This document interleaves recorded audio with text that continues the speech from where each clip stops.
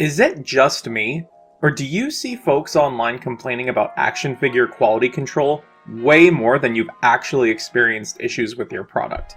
Every time I get a new figure, there's a small cloud of doubt that hangs over me, wondering if there's going to be a stuck joint or scuffed paint. Almost always, the figure is completely fine, yet you don't have to look very hard online to find folks that are experiencing issues with their Hasbro, NECA, Super 7, or other products. Today, I wanted to take a look at the topic of quality control and negativity bias. First, I want to differentiate manufacturing defects from design defects. A manufacturing defect occurs when the product departs from its intended design, even though all possible care was exercised in the preparation and marketing of the product.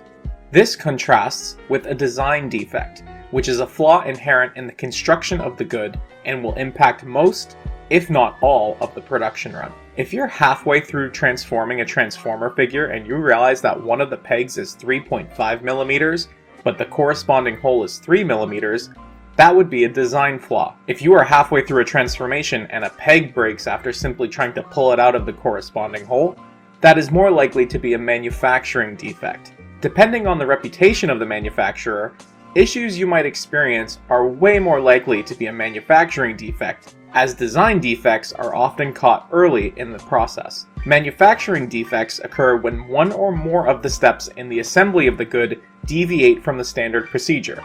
For example, a factory worker might not have checked that a painted piece was dry prior to assembly, resulting in a figure that ends up having a frozen joint with paint acting as somewhat of a glue. Procedures are put in place to prevent defects like this from happening, and factories may even be able to catch these defects before they ship to customers, replacing any impacted units. These procedures fall under the umbrella of quality control and quality assurance. QA and QC exist in a sort of hot tub and jacuzzi situation. All QC is QA, but QA is not limited to just QC. Quality assurance is a holistic approach to manufacturing that minimizes the number of issues in production. Quality control focuses mostly on the production output, ensuring that samples meet the necessary specifications before large-scale orders of units are made. QC occurring prior to production is usually the responsibility of the client ordering the product, who gives the factory a green light to enter production once they're happy with the samples. QC after the production is the responsibility of the factory to make sure that the quality of the goods matches the quality of the samples that the client greenlit. While these procedures are in place, that does not stop faulty product from arriving on store shelves, unfortunately. There are several factors that de-incentivize factories from spotting defective products. The first is that they replace defective products with new units that come out of their own pocket. If a client orders 100,000 units, they're only paying for 100,000 units, so any replacements that need to get made are cut from the factory's profit margins. Another limiting factor is the amount of time that it takes to inspect the final products. If you took a Marvel Legends or a Star Wars The Black Series figure and took the time to inspect all the articulation and paint apps, you might be able to do so in about 30 seconds.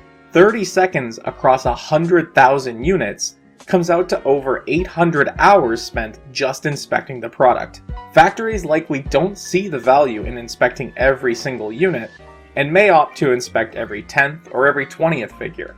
Speaking of time, the final point I wanted to raise is that sometimes factories just want to get these projects out the door in favor of larger orders. If Mattel is coming to your factory and looking to get millions of Jurassic Park toys made, I'm sure that you want to fulfill their request as soon as possible, at risk of them going to a different factory.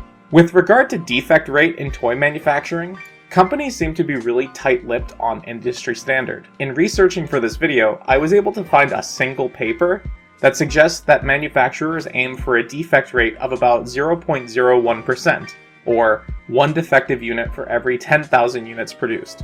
As an ordinary individual, I have no way of confirming if this is the actual rate that's achieved. I can say that I've purchased hundreds of figures from different companies, and I can count about 5 off the top of my head that were defective out of the box. So why is it that manufacturing defects seem to be an increasingly prominent issue? I suggest that it's a result of the negativity bias being fueled by social media. Negativity bias is our natural inclination to remember, analyze, and value stimuli that leave a negative impression. If you are a university instructor, you're more likely to get fixated on the 70% of students skipping your lecture than the 30% that are in attendance.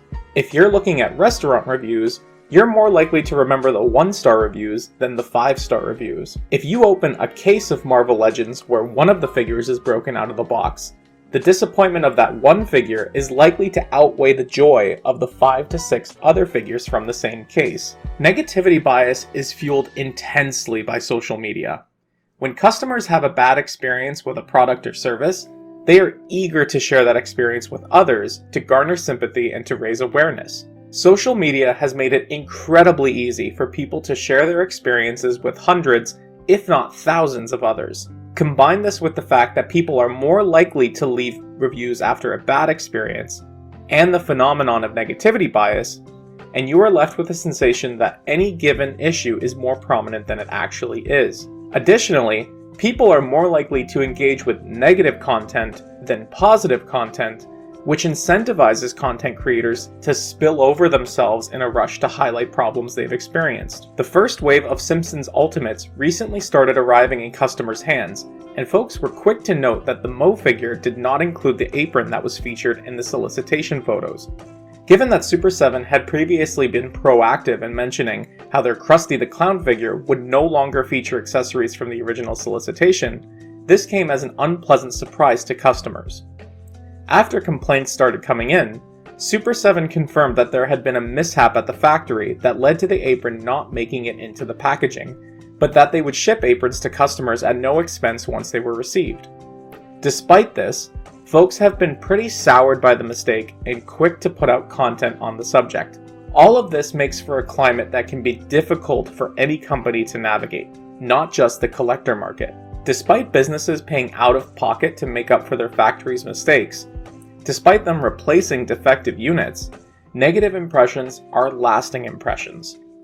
In the face of this, it's important to acknowledge and emphasize the things that you enjoy and the things that you love, not just those that fall short of your expectations.